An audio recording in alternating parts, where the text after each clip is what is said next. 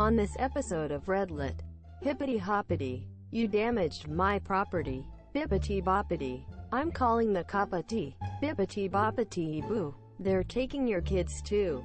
Cheat on me with my best friend? I'll wreck your career and publicly humiliate both of you. Hippity hoppity, you damaged my property, bippity boppity, I'm calling the coppity, bippity boppity boo, they're taking your kids too. Asterisk asterisk, I apologize in advance for the length. TLDR at the end asterisk asterisk. This happened shortly after college.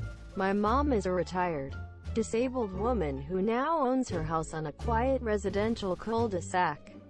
She has lived there longer than anyone else.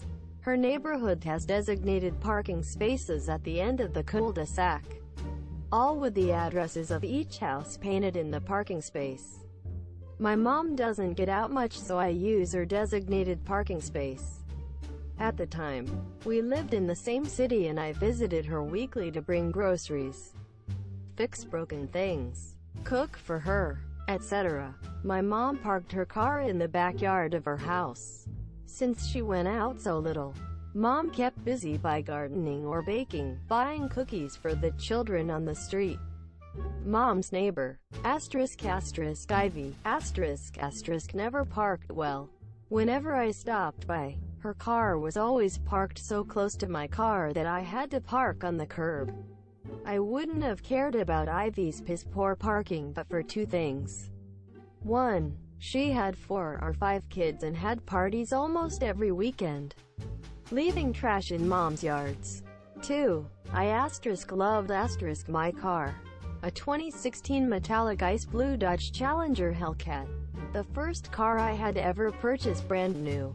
I washed that car once a week, detailed the interior, and had rules against eating, drinking, or even leaving trash in my car.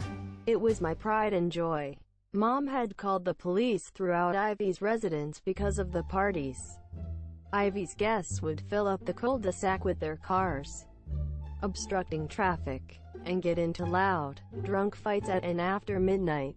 I often found empty beer bottles, empty condom wrappers, cigarette butts, and empty crack baggies on the fence between the properties, mostly on Ivy's side of the fence.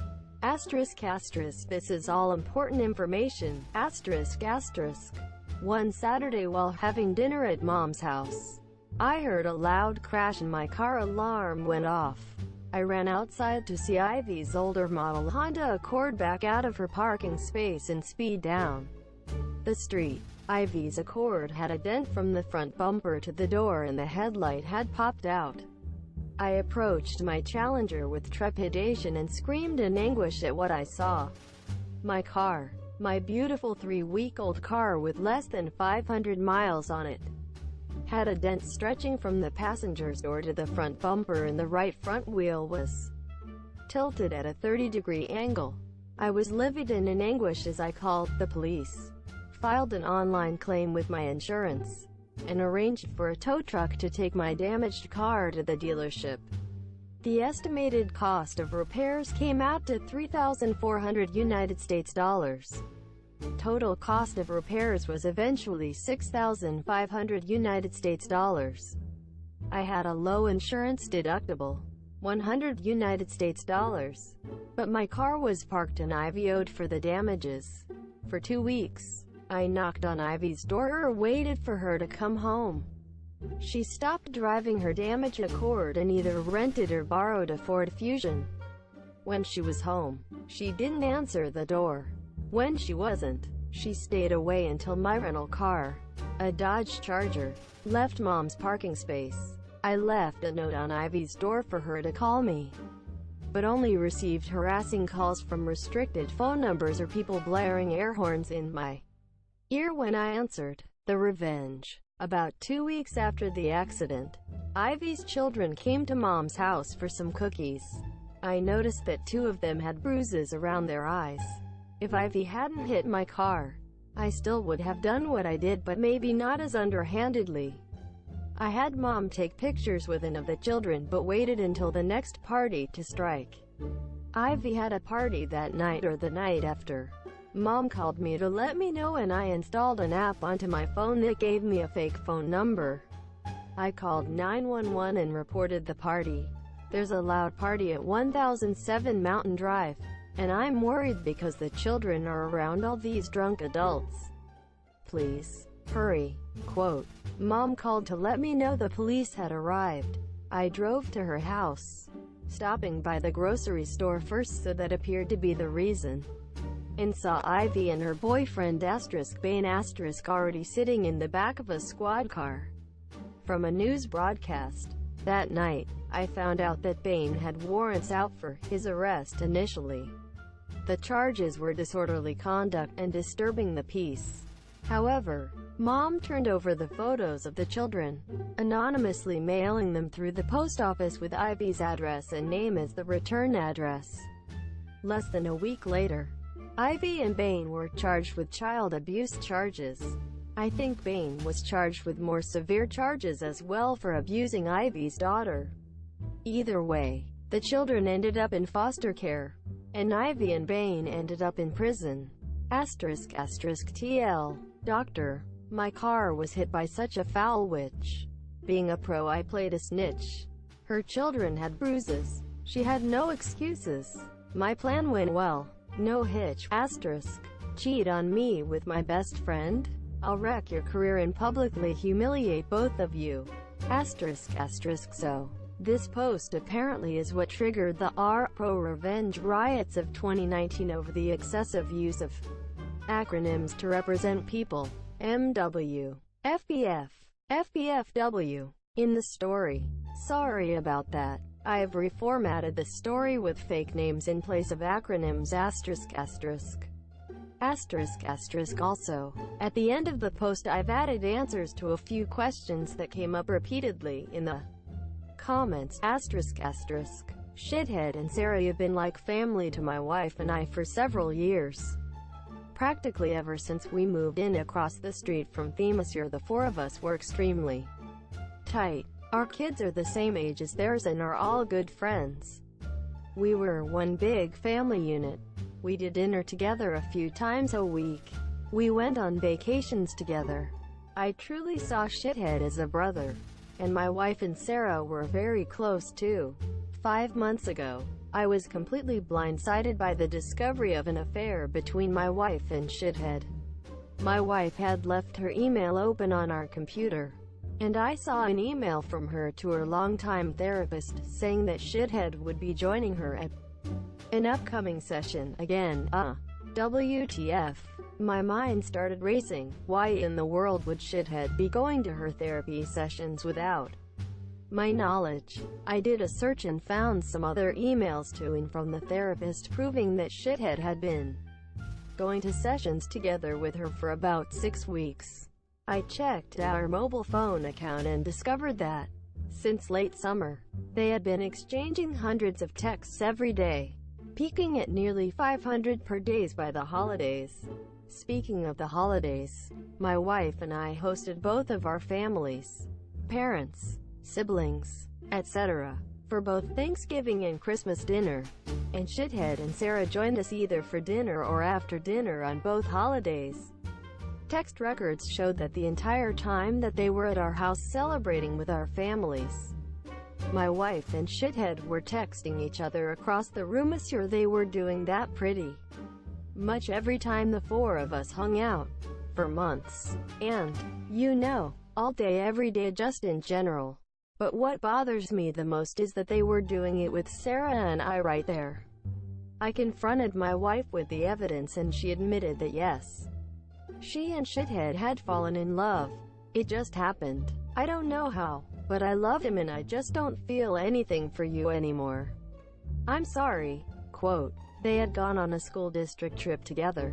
Something had happened in her hotel room, and things had moved quickly from there, she explained, as I lay face down on the couch, unable to look at her, that they had already made plans to move out and divorce me and Sarah.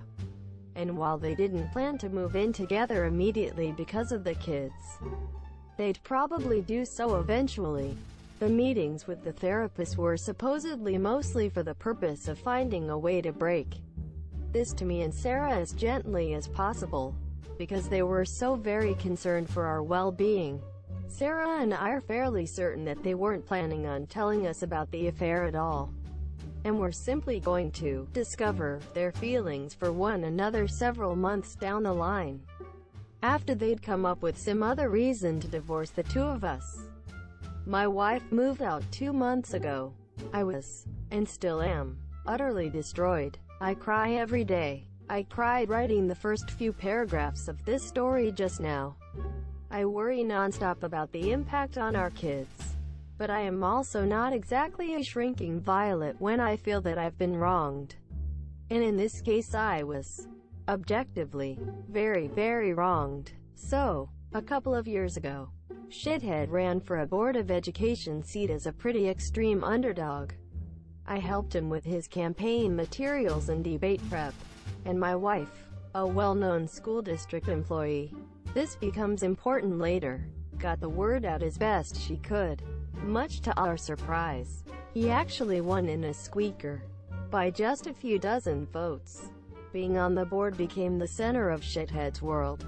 He joined every committee that he could.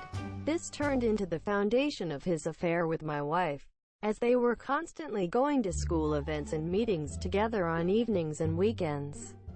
Once I discovered the affair, my thoughts turned pretty quickly to revenge, and it occurred to me that an extramarital affair between a member of the Board of Education and an employee of the school district was at least bad politics and possibly violated district policy. Making things far worse for them was that my wife was in the running for an open administrative position, and everyone knew that she was more or less guaranteed the job and the major pay raise that came with it. She had just finished her master's degree in school administration, at the urging of her principal and the superintendent, so that she could be promoted to this specific position. I had plenty of evidence of the affair, texts from both of them admitting to it, text records showing that they were texting hundreds of times a day, emails to and from the therapist, etc. I considered simply emailing all of the evidence to the board and the superintendent, but felt like I, as the grieving, betrayed spouse, might not be seen as a credible source. So instead, I invented a fictitious, furious friend who was planning on showing up to the next board meeting and publicly shaming the two of them for their affair. I told my wife that I'd tried to talk this person down but couldn't guarantee that they wouldn't show up and humiliate them publicly. As I expected, this led Shithead to conclude that the only option was for him to preemptively admit the affair to the board. The superintendent subsequently recommended that Shithead resign, which he did. Sarah said that he was utterly humiliated and crushed, and barely got out of bed for a few days afterward. Once word of the affair and Shithead's resignation started getting around, the superintendent, a longtime friend of both my wife and Shithead, contacted my wife and tearfully informed her that it was no longer politically appropriate for her to be promoted to an administrative position within the district. The position that had been lined up for her was later filled by an outside candidate. This sent waves of confusion and rumor throughout the district, as it was pretty well known that my wife was getting the job. The day after she was informed that she wasn't getting the promotion, my wife and I, despite our crumbling marriage, took our son out to breakfast together on his birthday, and a parent stopped by our table to congratulate her on her new role. She said thanks, then excused herself to go cry in the bathroom for a while. I let the dust settle for a couple of weeks, and then, right before my wife moved out, let them in on my little secret. There was never a furious friend threatening to expose them in the first place. Just me. Word of all of this has gotten around our fairly small town, which Shithead grew up in and my wife has worked in for nearly 20 years. My wife refuses to talk to me about how things are at work now, but I've heard from some people I know in the district that her formerly spotless reputation has taken a major hit. Shithead, formerly a gregarious social presence in our neighborhood and at events and pubs in town, has completely gone underground and barely emerges to mow his lawn. He's moving out soon, to a shitty little townhouse which is all he can afford due to all the child support he's going to have to pay his wife. My wife and shithead claim that they plan on trying to make things work together, despite all the public humiliation. I wish them lots of luck with that. I'm sure it will be a lot of fun to show their faces together in town.